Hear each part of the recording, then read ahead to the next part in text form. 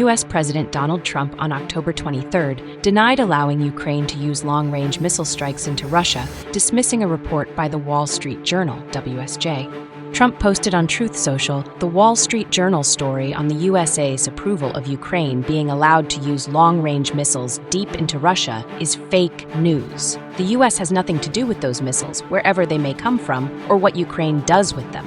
WSJ had published a report saying the Trump administration has lifted a key restriction on Ukraine's use of some long-range missiles provided by Western allies, enabling Kyiv to step up attacks on targets inside Russia and increase pressure on the Kremlin, U.S. officials said Wednesday. It also said the unannounced U.S. move to enable Kyiv to use the missile in Russia comes after authority for supporting such attacks was recently transferred from Defense Secretary Pete Hegseth at the Pentagon to the top U.S. general in Europe, General Alexis Grinkowicz, who also serves as NATO commander. WSJ did not name the U.S. officials who allege that the restriction has been lifted by the U.S. to allow Ukraine's use of long-range missiles. It also said in the report the Pentagon didn't respond to requests for comment. Ukraine's general staff didn't immediately reply to a request for comment. Trump and Ukrainian President Volodymyr Zelensky met in the White House on October 17th to discuss the supply of U.S. Tomahawks, which are long-range subsonic cruise missiles to Ukraine.